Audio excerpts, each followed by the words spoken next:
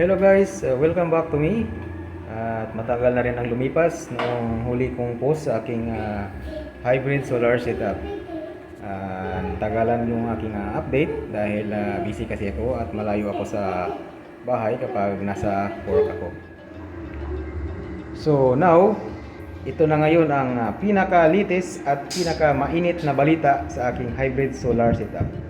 So napakalaki ng pagbabago ng aking setup. So, ito yung pagbabago. Yun, nawala ng aking hybrid solar setup na si PAOMR. Bakit nga ba? So, ito na lang ang natitirang alaala ni PAOMR. Isang lapida, rest in peace, PAOMR. Wala, kasi sira na. Bumigay na si PAOMR. Hindi na kinaya yung aking setup. Ang nangyari nung tanghaling tapat ay bigla na lang nag-trip itong si PAOMR inverter. At nung mai-check ko ay nakapatay na yung inverter at pati yung GK BMS monitor ay panay restart ng kanyang display. So in-off ko lahat ng mga breaker para ma-isolate ko yung problema at in-on ko pa isa-isa para matingnan kung gumagana pa. So una kong in-on yung PV. So nung naka-on na yung PV breaker ay walang nangyari, patay pa rin yung inverter. So sunod kong in-on yung AC input galing sa grid. Yun, nag-on na rin yung inverter pero wala siyang output. Nagtitrip din yung output pag pina-power up ko. And then may error siyang lumalabas na error 09. So kung titingnan yung error 09 sa manual, yan ay bus soft start field. So yung yan yung lumalabas sa kanyang monitor, error 09. And then nung masira na yung PAOMR inverter ay dinamay niya rin itong GK BMS ko. So nung nag-trip yung battery monitor ay namatay. So yan, namatay siya ngayon. Yan na yung problema niya ngayon. Nagpanay restart ng kanyang system ng BMS. So i-on ko ulit. Pag walang charging na nangyayari, namamatay siya. Pero pag may charging naman, nag-restart siya malamang nasa mga every 5 minutes. Patay, namamatay, then bumabalik. Pero gumagana pa naman yung current measurement niya sa voltage, pero yung SOC niya ay wala na, nasa mga 98 to 100% na lang yung galaw, hindi na bumababa yung SOC. Yung nagagamit ko na lang, namomonitor ko na lang yung voltage at saka current. Pero gumagana pa naman, nakakapag charging at saka discharging pa rin naman sa aking battery. So ngayon din pala, dahil wala na yung PAOMR ko, ay mayroon akong backup na modular na inverter, 48 volts, 6 kilowatt. So ito lang muna yung ginamit ko para magamit pa rin yung aking solar panel at saka battery. At ito rin may backup ako na solar charge controller na PAOMR 60 amps.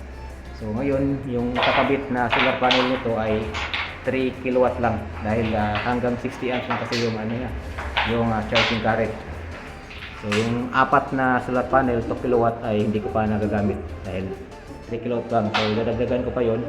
Gagamitin ko yung aking isang charge controller na Victron. So hanggang 2 kilowatt din yun.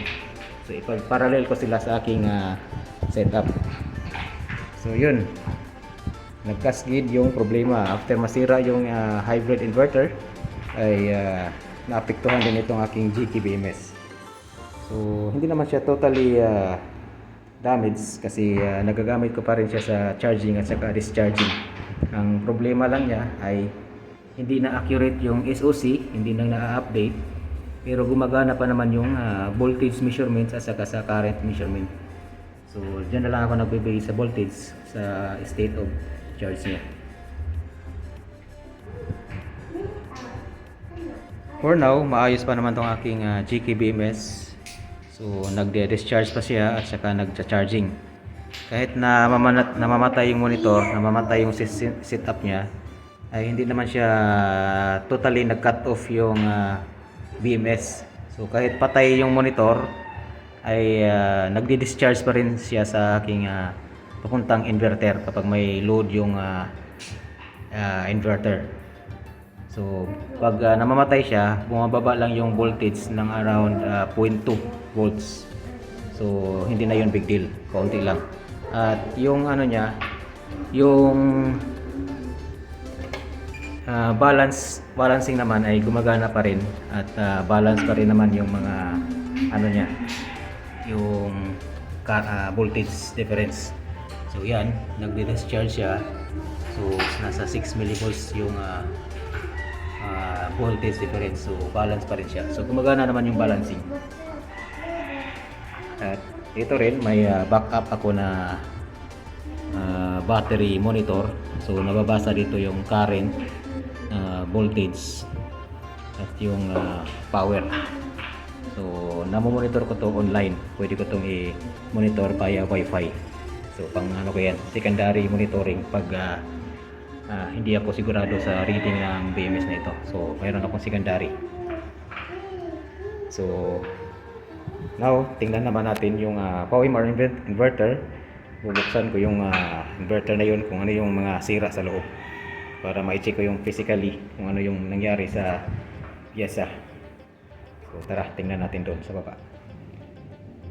So ito na yung hybrid inverter ko, PowerMR hybrid inverter. Ito na siya. Binaklas ko na yung ano niya. Binaklas ko na yung pinaka circuit board, motherboard ng hybrid inverter na ito. So tiningnan ko yung mga physical condition ng mga electronic components. So ang nakita ko lang na may damage ay ditong banda. So ito yung MOSFET. So sa tingin ko ito yung DC to DC converter, yung parang nagko-convert ng solar voltage papuntang battery. So DC to DC converter kasi yung pinaguon ko yung inverter nung masira nung nag-trip. Ang in-on ko yung PV ay hindi nag-on, walang nangyayari. Pero yung AC nakapag-on naman. At ito makikita mo sa mga transistor na yan ay may mga sabog na, sunog. Tumanda may mga sunog na marka. At yung iba talaga ay nagka-crack. Yan sa gilid makikita mo dyan nagka-crack na yung mga parts niya.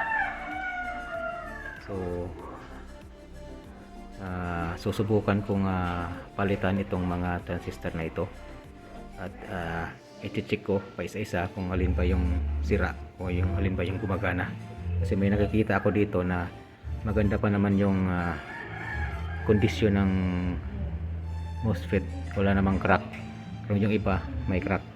So yung mga walang crack susubukan kong i-test yan kung ayos pa ba.